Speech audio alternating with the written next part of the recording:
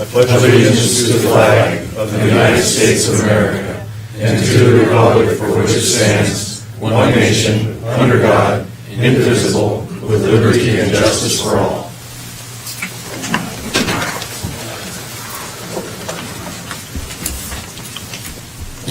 Do I have the roll call? Councilmember Boff. Here. Councilmember Stimmel. Here. Councilmember Williams. Present. Councilmember Strobehn. Here. Councilmember Cerveny. Here. Mayor Thornton. Here. Thank you. Next is the consent agenda. If there are no requests for any items to be removed, may I have a motion to approve the consent agenda? So moved. Second. It's been moved and seconded to approve the consent agenda. All in favor, say aye. Aye. Opposed? Motion carries. Thank you. Next is the mayor's report. I have just a couple things to share with the council this evening. First of all, just a reminder that we will be having a city council work session this Saturday, March 30th. It's going to be from 9 a.m. to 11 a.m. and it'll be at the Public Works Conference Room. This past Monday, March 25th, Jeff Swanson and I did attend the AWC Lobby Day in Olympia. We had an opportunity to meet with a couple of our state representatives, attended the meeting. It was a great meeting, a lot of discussion about the 2019, 2020, or 2020-21 budget for state. So the House passed their version of the state budget, a lot of discussion about that, and the Senate will be passing their version sometime next week. So more to come on that, but it's definitely a work in process. Also, this past Saturday, I was able to attend the 2019 opening ceremony for the Little League. It was an absolutely great day. There's, as I understand it, about 160 players in Little Center Little League this year, and the weather cooperated. I want to compliment the Public Works Department on the condition of the fields. They look great, and it really is a partnership between the City of the Center and the Little League. Yeah, it's kind of a joint effort, and everybody pitched in, and yeah, it looked really good, so I really enjoyed it. And I got the ball somewhat close to the home plate.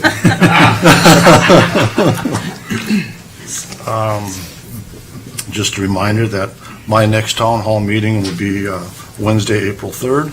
It'll start at 6:30 at the Public Works conference room.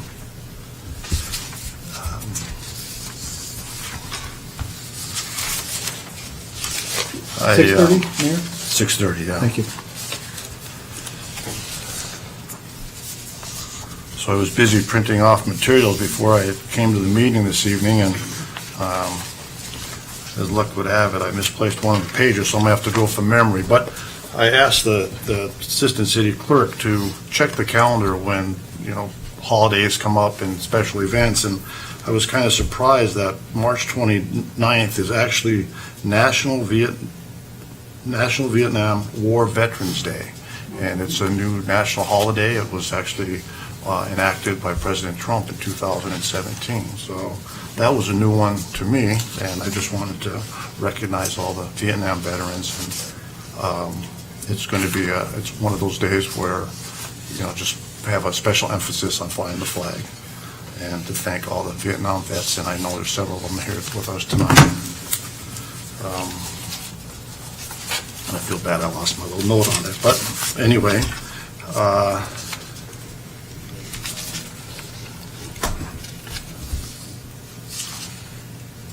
and I mentioned the retreat on Saturday, and then after the retreat, we'll try to schedule the next couple of retreats after that as well. Excuse me, the work session. Is the work session open to the public?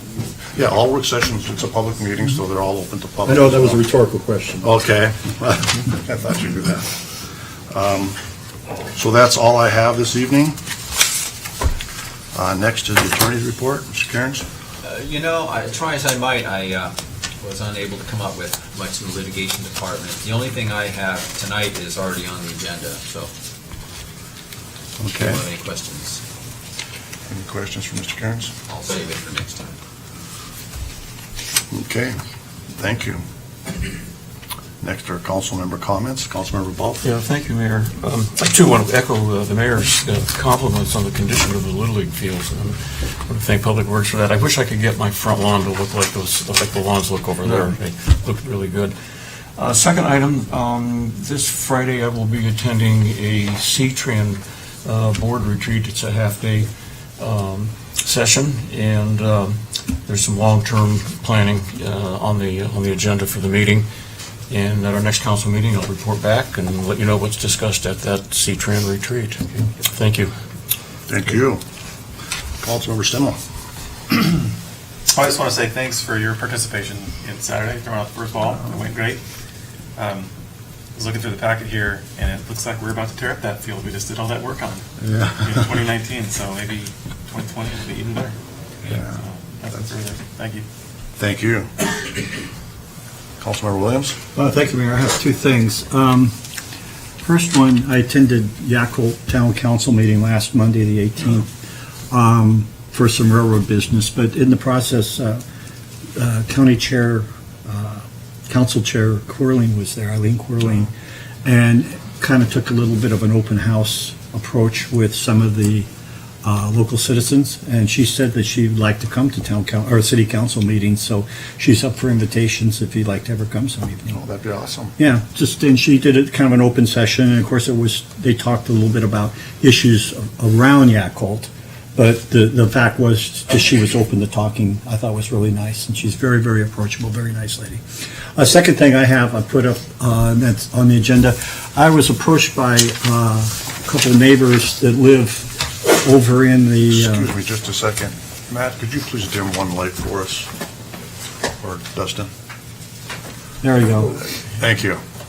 I was approached by a couple neighbors that live over in the Heritage Loop, Southview Heights, I'm not sure where they live in this area, regarding the possibility of a dog park. And there's a green, very dark green area, emerald green area there. Yeah, there you go. There's a walk path that joins, I guess it's Heritage Loop over to 17th Circle, goes by the wetlands. There's a basketball court, a half court, as well as a little shaded area and restrooms over there. There's an area that's approximately 2/10 of an acre. It's level land, it's just mowed land. And they asked if we could consider possibly adding a dog park there. It's just flat land, it's not used. Perimeter of it, Naomi made up this map for me. We measured the perimeter was 470 feet. It's about 2/10 of an acre. Probably just needs a sally port like they have over at Ridgefield, double gates, and maybe a bench inside. And that'd be it. I take my dogs over to Ridgefield to let them run. It'd be nice if we had something here locally. That's a relatively dense area for residences. I live on 17th Circle, and so I see a lot of people walking by on that walk path with their dogs. Might just be a nice place to have over there. I don't think it'd be a lot of cost, but I'd like to ask if we could get Public Works to maybe give us an estimate on it so we can decide if we could allocate some money in the budget. Absolutely. We'll take a look at that. Great, thank you, that's all. Thank you very much. One other thing. I got to compliment you on how nice you run a meeting after going to a Yakult Town Council meeting. It's a little bit of a rodeo. Anyway, thank you, sir. That's all I have. Thank you. Councilmember Strobehn. That's kind of hard to follow, isn't it? I just want to remind people that spring break's about to begin, and there's going to be a lot of kids out playing. Really drive careful. I've seen some crazy driving the last few weeks since the last meeting, so thank you, that's all. Thank you. Councilmember Cerveny? Don't have a lot to report. I was invited to speak at the recent HROC forum at ALNA. It was elected women officials discussing economic development throughout Clark County. So it was a lot of female bonding and discussion. So it was good to have the opportunity to interact with the other elected women in the county and share issues. Very good. That's about it. Okay, thank you. Next on the agenda, we have staff reports. We have two this evening. The first one will be presented by Jeff Swanson, our Contract Community Development Director. Good evening, Council. Jeff Swanson, Community Development Director, Consultant. And this month's report looks eerily similar to last month's. So there are a couple of additional items to note on here on the housing update. We've recently had meetings with the developer on Riverside Estates and on Lockwood Meadows. So those are a couple of projects that are continuing to move forward. You'll note under annexations, there's it notes that the public hearing will likely occur on March 27th, which is tonight, and that in fact is going to occur this evening. Other than that, on the economic development front, Mayor and I, of course, were up in Olympia on Monday. The House released their capital operating transportation budgets, and we're continuing to pursue an earmark for the East 4th Street project, Breezy Creek culvert replacement, and so we're optimistic that we're going to get something done there. The Senate should be releasing their versions anytime, so I believe either tomorrow or Friday we'll have those to kind of crush through and see how we fared in terms of seeking an earmark. If we don't get a direct earmark, there is ample funding that the House side has proposed, and I am confident the Senate will propose for fish-bearing culvert replacements. And being that that is the first culvert as you move upstream, up Breezy Creek from the East Fork, it's a very strong project for that category. It's not an orphan culvert way upstream someplace. So we feel pretty confident about that project. A couple of notes, park signage.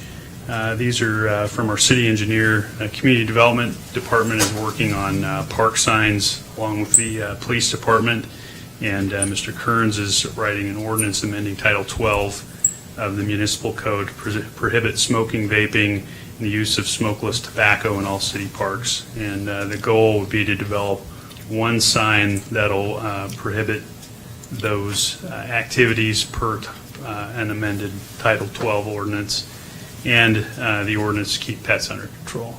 On capital projects, note from Tony here again, staff is evaluating areas of pavement resurfacing or pavement repair for the pavement preservation program for this year, and the project is funded through the portion of motor vehicle fuel tax that the city receives from the state. And I'm happy to take any questions that you may have about any community development stuff.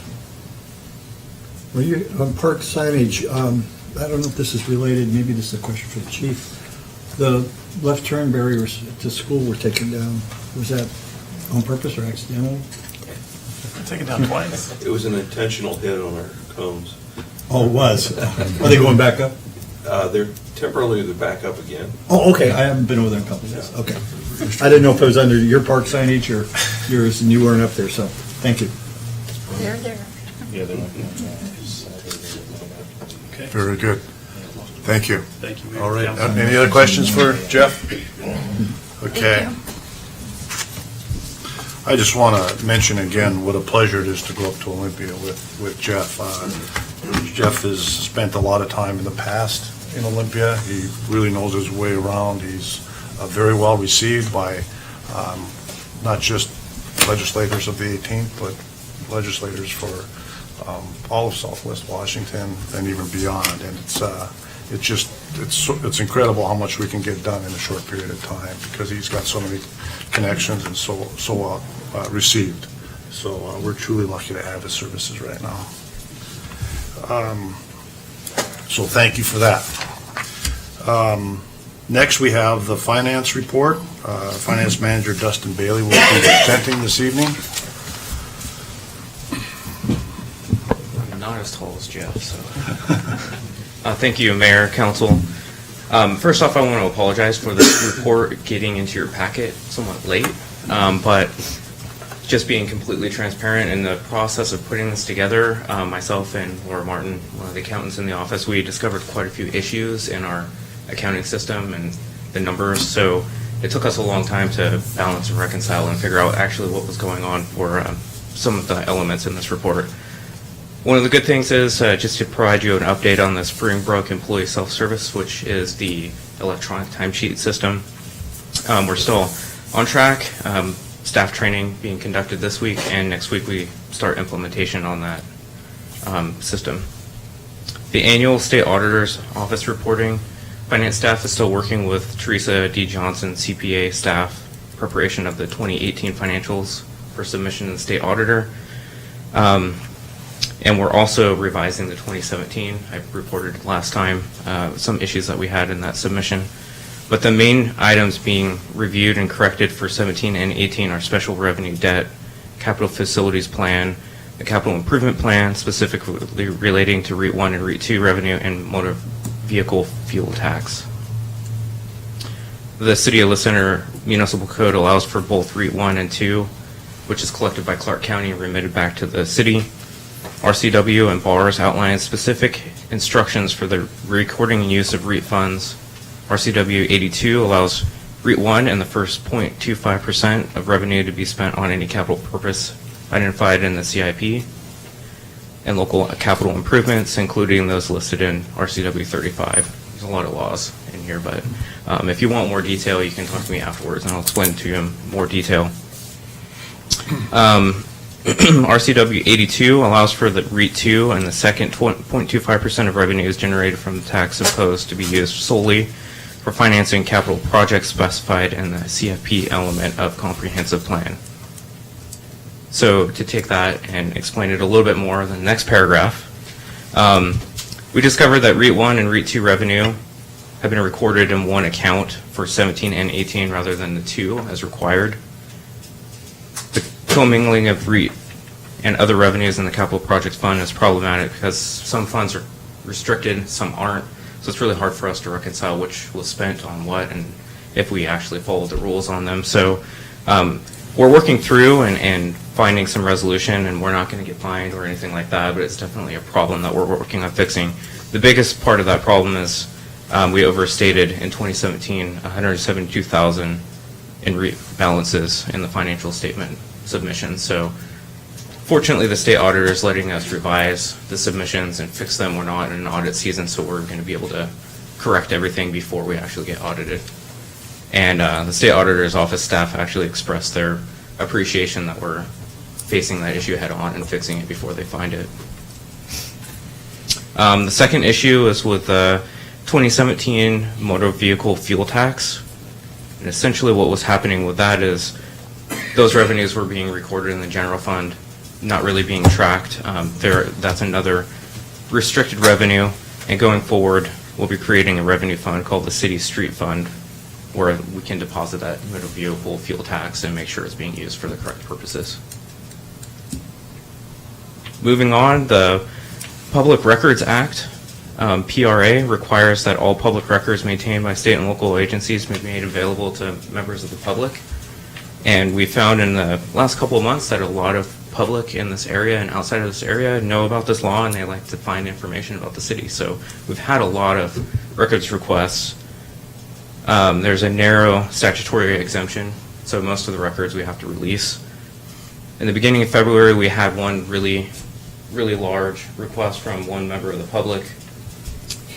So we estimate that one records request was 150 hours we spent between 4 employees and 2 consultants. And the request is completed, but it includes 4,500 pages of records. So it was a lot of staff time. On a lighter note, the new City Hall, Johansson Wig Architects PC continues to work with the city in planning the new City Hall building. They've met with staff, measured the building, and they're currently working on conceptual drawings, so the project's moving forward. Another item, the Association of Washington Cities, AWC, contacted me and asked me to present this small piece of information to the council regarding a small city and town area connector. You can see in here there's a legislative session, community leadership training, a clerks association presentation, and an opportunity to meet with peers. And that is being held on April 1st from 5 to 8 p.m. in Stevenson. So they wanted me to make sure I invited all of you, all elected officials. If you want more details, you can see the deputy city clerk who has information where you can register and get more details.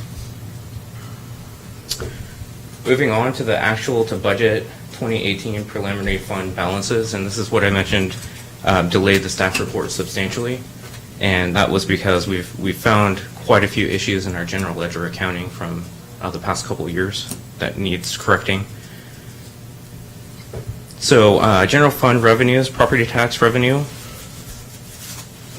was just over 141,000 compared to the 440,000 in the budget, with a surplus of just over $1,000.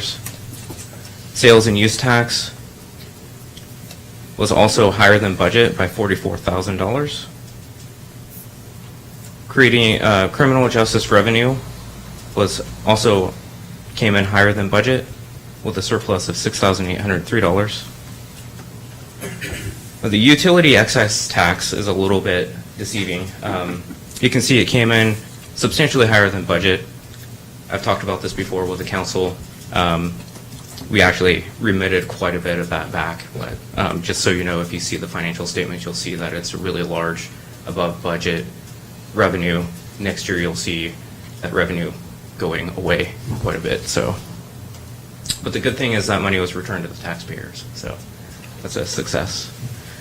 Gambling taxes, we revenue for 18 were about 1.3 million compared to the 1.5 budgeted, with a deficit of $267,995. Licenses and permits. So revenue was just over 165,000 compared to the 143,000 budgeted, with a surplus of 21,000. Intergovernmental revenue. This one is one that some people don't. It's a little bit hazy for a lot of people. A lot of this was a street fuel tax, which is $70,000. Charges for services. Revenue was 191,000, coming in over the 118,000 budgeted, and we have a surplus of 72,000. Fines and forfeitures, unfortunately, we have created a deficit of just over $6,000. So miscellaneous revenues and transfers, we have end of year revenue of $158,000, which reflects the $100,000 donation from the Cowlitz tribe, which they designated for police services. So total general fund gross revenue, 2018, was 106% of the full year's budget amount of 3.09 million, with a surplus of 194,000. It's a lot of numbers, but like I said, if you have questions, please let me know. Expenditures, personnel costs, we've talked about this before, being the largest portion of the city's budget, 66%. And personnel expenses actually came under budget by almost 177,000. Moving on to surpluses and services, we came in at 2018 at 1.5 million compared to the budget of 1.089 million, with a deficit of 429,000. So net revenue for the general fund, we actually came in at a deficit of almost 500,000. I'm trying to move quickly through a lot of these because it's A lot of numbers, but no, you're doing fine, Doug. So impact fee fund. The 2018 budget anticipated 40 new residences in 2017. As of December 2018, a total of 46 permits had been issued for new single-family residences. Non-expenditure category for schools, impact fees, the city collects fees from developers and passes them on to the county for the school districts. 59,000 in expenses have been charged in the impact fee fund for the 4th and Pacific roundabout in 2018. The fund balance for impact fees was $767,525 for the end of December. Moving on to the capital project fund. REIT taxes for 2018 were $185,000 compared to the $150,000 budgeted. So we have a surplus there of $35,000. And the largest source of funding for the city capital projects. Oh, I just lost my place. I'm sorry. Yeah, the capital projects fund received over $1.2 million in grant reimbursements for the roundabout project. And so the largest source of revenue in the capital projects fund is actually grants, the grants for the roundabout. Major CPF expenses in 2018 included $1.8 million for the 4th and Pacific roundabout, which was over the $1.5 million budgeted, and $51,000 for the LED streetlight project. Then vehicle equipment fund revenue for 2018 was $43,000, which includes $30,000 from the sale of police vehicles to the city of Battleground. And I did note in here that we need a budget amendment for the end of the year for additional expenditures. The sewer operating fund for 2018, revenues were $1.1 million compared to the $1.18 million compared to the $1.15 million budgeted. The 2018 changes reflect a reduction in ERUs compared to 2017, based on a review of the water usage in the Leseberg card rooms. Sewer operating fund personnel costs through 2018 were $567,000, which is roughly $125,000 higher than 2017 due to position vacancies. And then the sewer debt fund, I'm just noting a debt payment of $261,000 made in the third quarter of 2018. And then I just have a note on the sewer line fund, which is the sewer line. It's a pass-through with the Cowlitz tribe making the payments, and overall expenses are 95% of the budget amount through 3 quarters of the year. And then just a note on the school grant agency fund that there is no activity. So there you go. I may have some different numbers moving forward. Like I said, there's some issues with some of our general ledger, but that hopefully gives you an idea of where we stood for last year. Dustin, on the supplies and services item, you said the budgeted was a little over 1 million, and we had 1.5 in expenses. What was the big miss there? It was 429,000. I mostly attributed to consultant services costs, or that was the largest chunk of that. Okay, great. Some unexpected work. Okay, good, thank you. Any other questions? Yeah, Dustin. By the way, you guys are doing a wonderful job, and I don't think you were here during last year's budget for this coming year.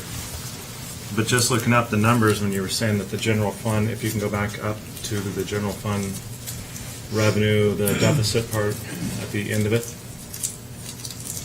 Let's see. Net. The net, yeah. You were saying that it was 41 deficit compared to the budgeted of 482. The number kind of threw me off because I didn't recollect that it was a 482 number that was done, and I was going back looking and it was a 382. So I wasn't sure if I'm reading something wrong or seeing something wrong here in the actual numbers that I got. Are you looking at the original adopted, or are you looking I'm at looking the at most November recent revision? 28th. So I'm not sure if those numbers. I can look at that number. I believe that's the number that was in the most recent revision on that budget, but I can take a look at it. Thank you. Any other questions? You're good. All right, thank you. Thank you. Good report, Dustin. Thanks, Dustin.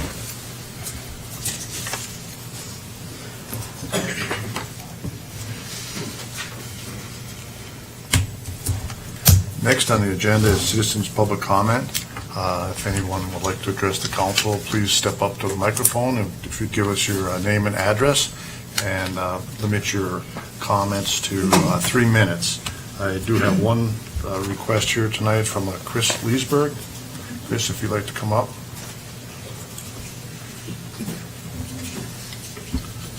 I just went to a If you could state your name and give us your Kris address. Leseberg, 217 East 17th Place here in the center. Thank you. I went to a East Fork of the Lewis River full partnership meeting a few weeks ago, well, about 4 weeks ago. And I came last week, or the last council meeting, but I didn't realize it was Second Amendment night, so I just didn't stand up and talk. So just some things that I learned at that meeting. I didn't like what I heard. I've been taking my kids and dogs down to the rivers here for the last 13 years.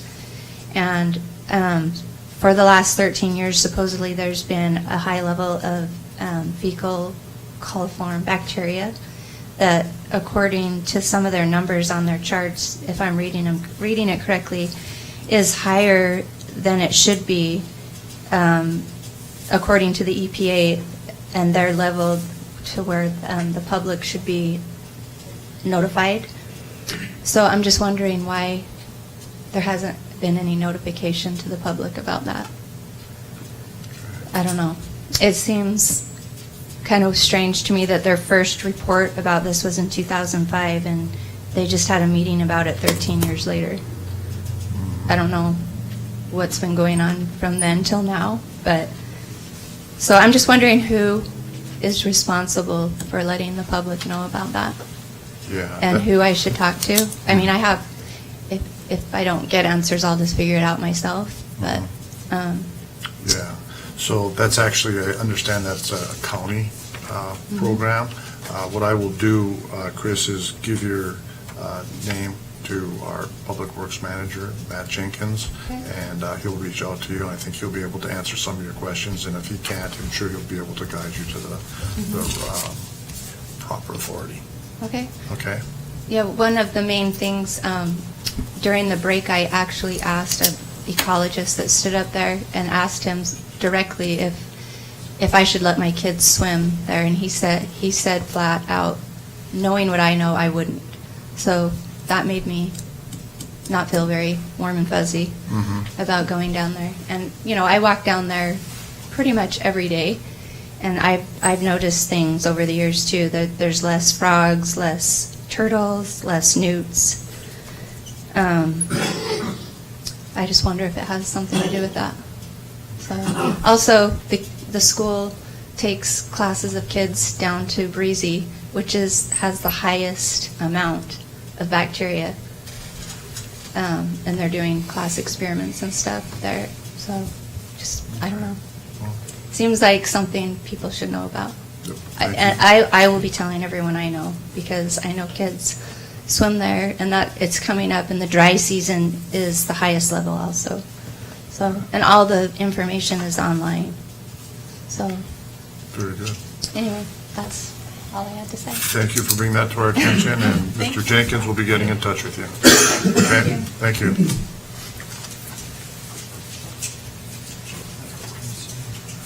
Skip Carlson out on Jenny Creek Road. Couple of quick questions. Is that finance report now up on the web? Because it was it available? Okay. Is it up on now? Thank you. Then, this is not La Center, but it impacts us. Can anybody give us a update on what's happening on opening up Pacific Highway out there on where that culvert's blown out? Anybody know? The county's working on it. Why? Thank you very much. No, it's just a question, it's thrown out Well, there. I can't give you a better answer than, I don't mean to be flippant, but I know when the county, when it happened, they said it would be several months before it was repaired. I didn't. Yeah, so it was I a just long- haven't had a report. I mean, I just Yeah. haven't seen any, so I didn't know if somebody, if some official person might have a better source of information, is I will all. try to find out. Thanks. Okay, thank you.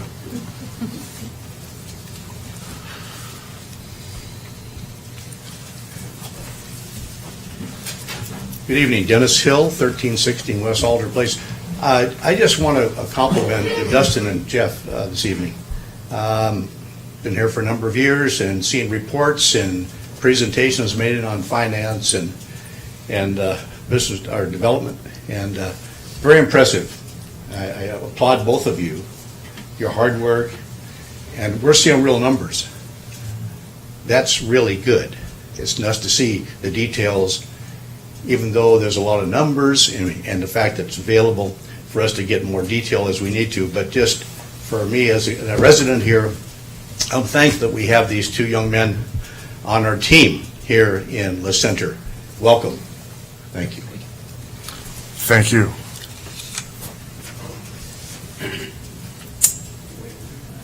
And seeing no one else stepping up to the microphone, I'll go ahead and close public comment, and we'll move on to ordinance resolutions and public hearings. We do have two ordinances on the agenda this evening. The first one is the Minihan annexation, ordinance 2019-08, and Mr. Eric Eisman, our consultant city planner, will be presenting. Good evening, Eric. Good evening, Mr. Mayor, members of the council, citizens. Eric Eisman, consulting planner. It's my pleasure to bring to you another annexation for the city of the center. This one is 12.59 acres. It's just south of, here we go again. It's just south of Holly Park. It's this large area right here, and this piece of property that extends into the park area itself. The proposal is for two pieces of property, both owned by Angela and Gerald Minahan. They are, the larger parcel is in the county zoning is low-density residential. When it comes into the city, it would be zoned LDR 7.5, 7,500 square foot lot, low-density residential lots. The smaller parcel, 0.64 acres, has a county comp plan designation of parks and open space, and because it would take a comprehensive plan amendment to change that to residential, that will come in as parks and open space. The area does have critical areas associated. This is a screenshot from a map that you can generate off of Maps Online, Clark County GIS. So the property is, again, there's the small parks and open space area, and then the larger 11 plus acres of land. You can see that you've got a small riparian area that runs down the middle, the buffers that are associated with it, a larger riparian area down in the bottom area, and more developable property in the center. Both properties are within the urban growth boundary. They both abut the city limits, so they are eligible for annexation. Tony Cooper, your city engineer, has reviewed the public facilities aspect of it and has determined that public water and sewer would be available, primarily coming through the west end of 2nd Avenue, connecting to the utility mains in John Storm Road. So this annexation request is a 60% petition. The property owners are the 100% owners. What we've done as part of our process is we've brought this to you as a notice of intent to annex back in the fall. The petition was submitted to the city in December. We send that off to Clark County for a sufficiency examination. They report back to us. Once they do that, then we run it through the SEPA process as we're required to. When we rezone property, not because of annexation, but because of the rezone. So we've done that as well, and as I said, the city engineer has already analyzed the property in terms of the potential for public services in the future. There's no budgetary impact to the annexation. The next steps for the council would be to either deny, approve, or approve the annexation request, and one follow-up is the city clerk's office is required to report the census increase to Office of Financial Management. With that, those are my comments, the staff report on this. I know that there are representatives of the owners, as well as the property owners here, who might have some words to say. Very good. Any questions? Thank you. Eric, I do have a question. Yes, If the property were to be annexed, what are the long-term plans? Long-term plans include low-density residential development. As you may hear in just a moment, approximately 39 single-family units, all 7,500 square feet, roughly, within that range. Actually, the application has been submitted already. We just can't process it until the property is under your jurisdiction. Okay, thank you. Any other questions? Mr. Mayor, I have one addition. There's a suggested motion at the end of the staff report. The mechanism for, if you're inclined to approve this, would be moved to adopt and approve ordinance number 2019-08. And that's in your packet. Very good. Thank you. Any other discussion for council before I open up the public hearing? Okay, so at 7:15, this is an ordinance, so it's public hearing. I will open up the public hearing at 7:15. If anybody would like to address the council, please step up to the microphone and give us your name and address. And if you could limit your comments to 3 minutes.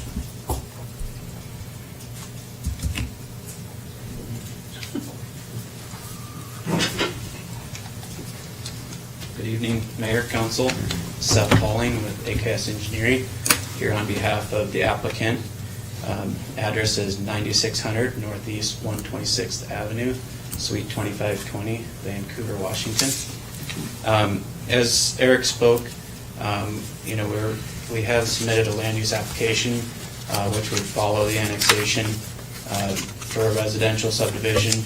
And I also wanted to point out with that, the Parks and Open Space is planned for dedication to the city and construction a portion of the trail through there. And that's in exchange for the potential for park impact fee credits. So I know that'll be discussed further at a future public hearing. I just wanted to point that out and answer any questions you may have. Very good. Any questions? Okay, thank you very much. Any other public comment? Okay, seeing no one stepping up to the podium, I'll close the public hearing, turn it back over to the council for further discussion or any questions you may have. I guess I have a procedural one for the attorney. Do we need to approve the 60% petition separate of the ordinance? What order? We got a little chicken and egg thing going here. The request before you is to annex, and it comes to you in the form of a petition. Under the state law, it has to have at least 60% support of the owners. Here it has 100%. So an approval for the annexation would be to move to adopt the ordinance, because it does that, it sets the zoning, it does the other things that are required to bring land in. Do we need, so we do both, we do the... You don't, adopt the ordinance. Adopting the ordinance approves it. Gotcha, thank you. One shot, one stop. That's what I was trying to figure out. Yep. Thank you. It's included in that third whereas. Yeah, that whereas, yeah, I got you. I'm good. So any other questions, discussion?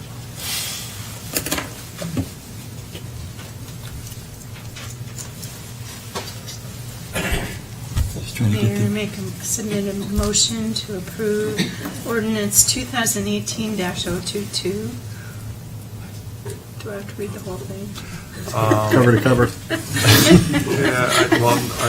Approving the annexation of approximately 12.59 acres of real property to the city of LaCenter, Minahan, rezoning, and that property consistent with the LaCenter Comprehensive Plan. Well said, I'll second that.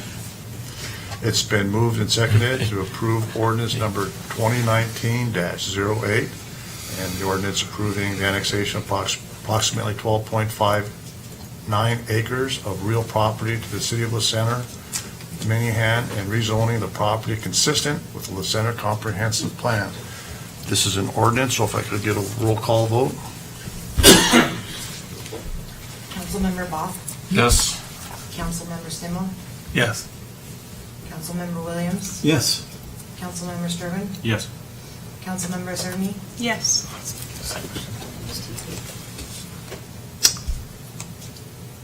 The ordinance is approved unanimously. So thank you, City Council. Thank you, Eric, for your presentation. Thank you for your comments. So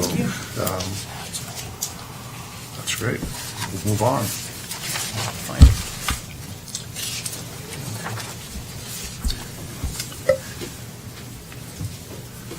Next, we have another ordinance. This is a continuation of a public hearing from our last meeting in February, I believe it was. It's for temporary need housing ordinance. And again, Mr. Eric Eisman will be presenting. With his big feet. No more injuries. Thank you. Again, Mayor, council members, citizens, we have discussed several times the proposal from the Planning Commission regarding a temporary needs housing. This proposal would add a new section to Title 18 of the Leseberg Municipal Code, which is your development code. What we have done from the Planning Commission level, we've come here with you, had a work session, took comments from you during the work session. We also had an open public hearing. We received some additional comments. And during the last time that we met, on March 14th, you asked us to do a little bit more digging into the text and to the background. So we have done that and I have made some amendments to the draft development regulations. One of the questions that you asked us to consider was the maximum size of the property and whether the applicant should be limited to a person related by blood or marriage with a documented medical need. And we put that in the ordinance and just that in the ordinance as to who would be eligible. You also asked some questions about public safety in this paragraph here, and I agreed to contact the representatives of Clark County Fire and Rescue and also the Center Police Department. And I thank the chief for his response, which I provided in the staff report, asking him if he believed, in his professional opinion, that there would be additional burdens placed on the police department that are separate or addition to what you might see in a residential home in a typical low-density subdivision. And his response is that he feels it would be very limited in nature, essentially. I also reached out to Chief Mike Jackson. I have a hard time here, as always. Maybe I can do it with my left hand. There we go. And asked him what particular additional concerns Clark County Fire and Rescue might have in terms of serving an additional dwelling, perhaps a manufactured home. His comments are on the board in front of you. He would want 20-foot access roads that reach within 150 feet of the property of the building itself. That's the length of the fire hose, essentially. And when they put two of them together, he'd want to make sure that there are turnarounds and a water supply. Now, most of these properties that might be eligible are on the other side of the river. They're larger, they're 1 acre or more, and I believe they are connected to Clark Public Utility water supply. He's also concerned and interested in street names and numbers to make sure that they can find those properties. I asked him again in a follow-up question if he had any concerns about specific problems related to fuel tanks, tie-downs, fire hazards related to that.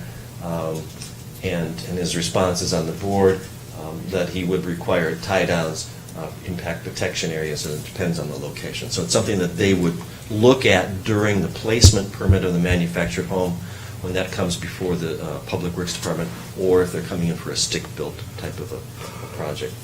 So with that, I believe we've tried to address your questions, and I've incorporated the responses from the police and from the fire district into the revised draft that's in front of you tonight. I'd be happy to answer any questions you might have. Thank you for doing that. Thank you very much. Thank you, Eric. Have you, Eric, I've got something. Have you talked to the landowner in particular that was asking about this to see if they were satisfied with what we're doing? I did not, but the landowner is here this evening. Oh, I'm just, yeah, And okay. I just spoke to her before. Oh, yeah, she said back there, hey, how you doing? I just want to make sure we weren't putting anything excessive on this. I think I'll let her speak to that. I think it's a great idea. I think so too. Real quick, Eric. Yes, sir. We're not going to be adding more house addresses, right? I mean, this is just something that's going to be like based off whatever house address that the. thing's going I on. believe because there is already a dwelling on the site, it will have that address. Okay, good. Yep. Very good, thank you. Thank you. Mr. Mayor, again, an approval in this case would be moved to adopt ordinance 2019-09 as the vehicle for adding this language to the code. Very good, thank you. So, again, this is just a continuation of a public hearing that took place the previous city council meeting. So with that, I am going to open it up for public comment at 7:23. If anybody would like to address the city council, please step up to the microphone and give us your name and address, and if you could limit your comments to 3 minutes.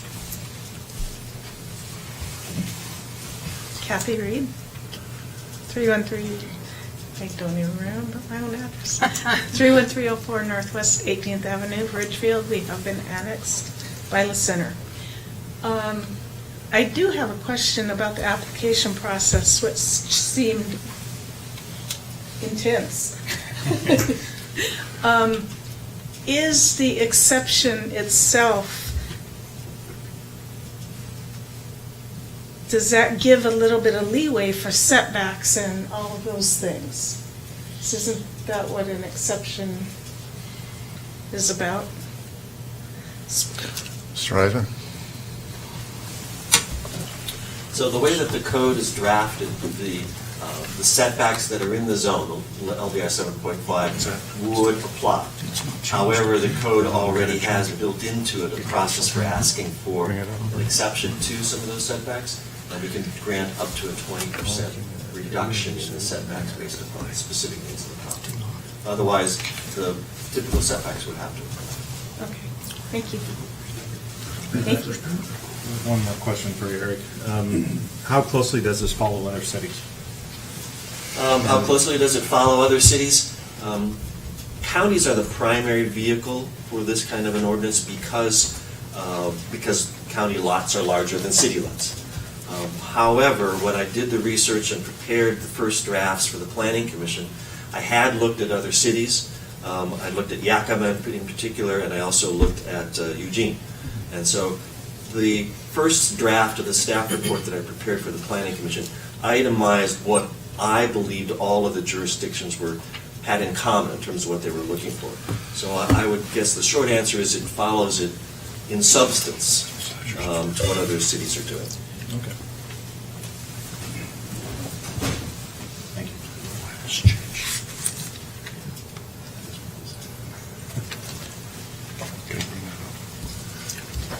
Okay, any other public comment? See nobody stepping up to the microphone, I will close public comment at 7:25 and turn it back over to the city council. Could you scroll back up to the ordinance itself, please, Laura? Thank you. May I bring up some questions? Please? Sure. Yeah, I'd like some clarification from the council members. If you read the first paragraph up there, kind of skipping down, it says temporary need housing to allow under certain circumstances a second dwelling on a parcel for temporary health or medical assistance of someone residing on the same parcel. But if you come down a couple of paragraphs, the second whereas, a need arises to site the second dwelling on a second residential parcel to relieve short-term health or financial hardship for a relative, and there are two more references to financial and relationships. And please clarify for me, but my recollection was from the last council meeting that we didn't want to restrict this definition on finances or on relatives. We wanted to keep it more for medically, focused on medical conditions. At one time, the original draft did indicate that the person needing assistance had to be a relative, or they could qualify under this if they had financial hardships, but I thought we deleted those references at the last meeting and wanted to focus strictly on medical or health conditions. So Dan, do you want to address that? Sure. What's on before you is code language, and those are just recitals in the ordinance. The code language is Exhibit A, and so Exhibit A reflects what I understood your discussion to be. The only reference in the recitals to the relative or the financial issues are recitals 2 and 3, and I think those reflect what happened. The third recital talks about what the Planning Commission did, and the Planning Commission, quite frankly, did what it did. But also, this came to the Planning Commission because of the issues described in the second recital. So the recitals are just kind of background, how this ordinance, this measure arose, and the process it followed to get to this point. So you scroll down through the recitals, and you come to tonight's hearing, and then the language, I think, reflects the discussion from the last meeting. But those were the central policy issues that y'all debated with, and so if you're inclined to make any changes along those lines, now is a good time to discuss them and do that. I think the proposed code agrees with health only situation. Yeah, But and- I'm questioning why we still are referencing financial and relationships. Because that's how this arose. Okay. So it's more for historical purposes?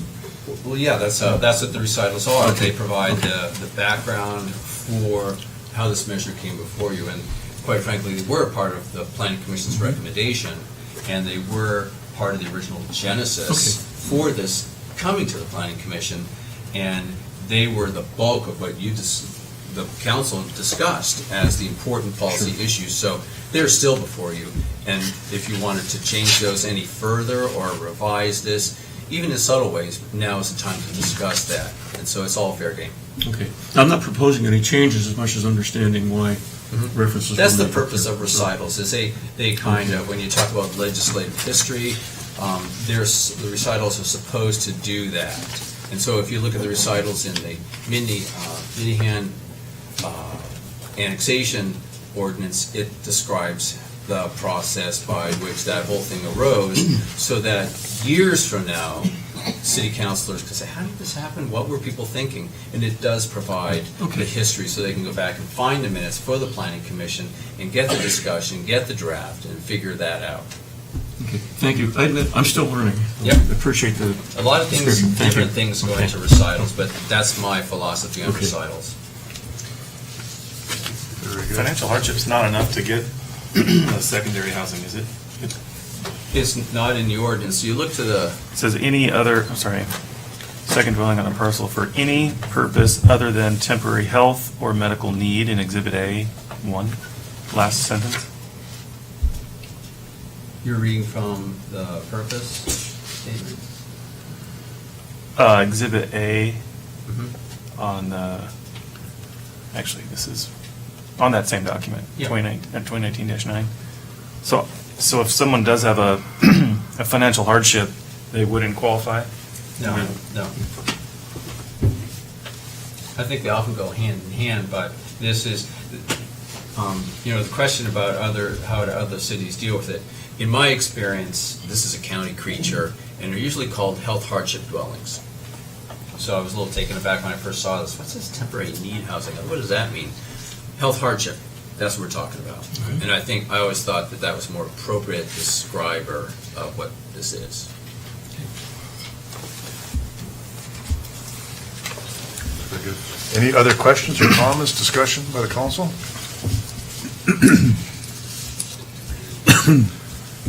I move to adopt ordinance 2019-9, amending Title 18, Chapter 270 of the Center Municipal Code to create a new section 18.270.60 to allow, under certain circumstances, a second dwelling on a parcel for temporary health or medical assistance of someone residing on the same parcel.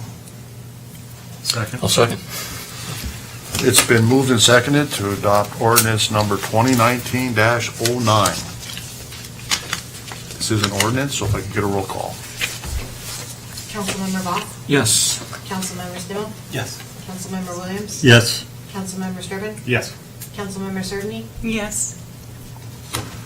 The ordinance passes unanimously. Thank you, Council. Thank you, Eric. Thank you. all. Great. We got her done. Thanks for coming back. Okay. This has been a very pleasant experience dealing with both the city council and the city planning commission. Thanks from all of us. My mom's house, I'm gonna go home now. Thank you. Oh, good luck. Thank you very much. Very, very, very. We're gonna bring her down and introduce her. Okay. We do have one item this evening under new business. It's the procurement bid approval.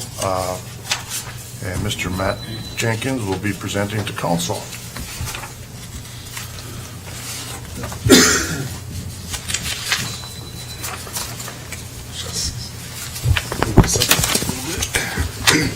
Good evening, Mayor, Council, citizens. I'd like to present for the procurement bid approval of the Public Works mini excavator. Just a little background. The City of Center budgeted for the purchase of a mini excavator for the Public Works Department in the 2019 budget cycle. The Public Works maintenance staff have been borrowing or renting mini excavators for several years from neighboring cities and equipment rental yards to meet the growing needs of the city. Staff have used excavators for street projects as well as parks and wetlands projects. A major benefit of the city-owned excavator is the ability for staff to more efficiently meet the current level of service for the city with reduced costs and added flexibility in service hours for the equipment. The following are our immediate project needs that we could use this piece of equipment on: installing and repairing irrigation systems in city parks and buildings. One example is a new mainline feed for the roundabout, installing irrigation on 4th Street, and to install a flow meter at Holly Park to prevent water loss from leaks and to reduce costs in that area. Landscaping projects, renovating the waterfall area by the city sign, stormwater projects to clean out culverts, ditches, and swales, and trail projects, building new trails or repairing the existing trails. The excavator, the mini excavator is a very efficient, very versatile piece of equipment that leaves a small footprint and an asset to any maintenance crew, whether in private sector or government. And I'll let Dustin speak to the financial proposal of it. Thank you. Thank you, Matt. Mayor, Council. City staff moved forward with evaluating alternatives for the purchase of the mini excavator, including determining the required specifications for the work the equipment is intended for and considering available state county contracts to leverage volume pricing. During the evaluation process, city staff conducted trials of several versions of the excavator and determined the Deere 35G is the only mini excavator that fit the city's need in both price value, class, and reliability. According to the Leseberg procurement policy, staff engaged in competitive bidding to determine the most cost-effective source of purchasing the Deere 35G. Finance contacted 4 independent sellers of Deere products, each time being routed to Payable Machinery as the only authorized dealer of Deere commercial products. City staff identified the state of Washington Sourcewell contract and proposed leveraging this discount for the contract for this purchase. In Exhibit A, you can see a breakdown of all the components of the piece of equipment with a final price, not including sales tax, of $40,913.97. The mini excavator, as Matt mentioned, is in the 2019 budget, and the budget limitation for this item is $53,000, so this is well under budget. Staff is recommending the City Council approve the selection of Payable Machinery as the sole source vendor for the procurement of the Deere 35G compact excavator for the Public Works Department. Any questions? I gotta take my hat off to you. As you guys probably already know, I wasn't a fan of the budget for this coming year, and this was one of the items that was in there. So you guys did your due diligence and got the price down. So I commend you on that. And the question is... Most of those compliments go to the Public Works Department. They worked really hard on trying to find a really good price, so... It's a great savings. Question is maintenance of this vehicle, or this piece of equipment. Does this include any type of warranty coverages or anything like that? Because I do understand that when excavators or any type of heavy machinery break, they're very expensive. Speak to that. Yeah, the initial warranty is it's very robust, but it's 2 years or 2,000 hours. The first to arrive to that. The service intervals on this excavator, which we compared it to everything from Kubota down to JBC, we looked at all different levels of quality. It's highly serviceable, short turnaround times on oil changes, things like that. That warranty at the 2-year mark is extendable for 3, 4, or 5 years as well. So. Thanks, Matt. Any other questions? Go ahead, John. I don't understand the wording, why we're approving the selection of, is it Payable Machinery as the sole source vendor? If you went out for bid, why are they the sole source? Wouldn't they just be the winning bid? They are the only supplier in the western United States allowed to sell this piece of equipment. So they would Okay. be a sole source. Okay. But we tried to find somebody else who'd sell it. So We this just is couldn't a find sole anybody. source exception to the bidding requirements, right? It is, yes. There's What- a limit or a threshold above which you have to competitively bid? There is, yes, and this is above that threshold. That's why we tried to engage in competitive bidding, but we just could not find somebody They else who could supply this piece of equipment. So you got one bid? Yes. Yeah, and the other 3 vendors that sell Deere products, every time they pointed us, they said, you need to call Payable. They're the only ones that sell it. Gotcha. Yeah. I So did a we little tried really research. hard. I did a little research as well. I was curious about the cost. And the discount is really good. And it's good that we're able to get this for less than what we budgeted. You can find used ones out there that are older. At the same price, they're older. They have 1,000 hours on them. They're halfway across the country, and it would cost $3,000 to ship them here. So it's kind of pretty much a no-brainer to go with a new one. Yeah. And the plus I see with it is that there will be many, many labor hours saved. I mean, too many that you could even quantify at this point. And that will benefit also down the road. Matt and I actually did try to quantify that. And yeah, the labor hours are extremely high. If you consider manual labor of shovel, it's going to save a lot of time for the Public Works Department, for sure. We don't have to get any type of certification or anything for that, right? Nobody has to go to school for that? to operate? Okay, good. Wasn't sure. Do we have a trailer that'll carry it? We do, we actually kept the weight threshold down below our highest capacity trailer. So we balanced that out. Okay. Hate to be all Very good. Any other questions for staff? Good job. Okay. Mayor, I move that we approve the selection of Payable Machinery as the sole source vendor for the Deere 35G compact excavator and direct staff to proceed with the procurement as outlined in Exhibit A of this agenda item. Second. It's been moved and seconded to approve the selection of Payable Machinery as the sole source vendor for the Deere 35G compact excavator. All in favor, say aye. Aye. Opposed? Motion carries. Very good job, Matt. Dustin, thank you. Thank you, council. I got it, Mayor, I have to say this presentation was really clean too, the way you guys had it with the exhibits and the warranties up there. That's the last line. So, yeah, I was looking for that too. So, yeah, it was a real clean presentation. Thank you.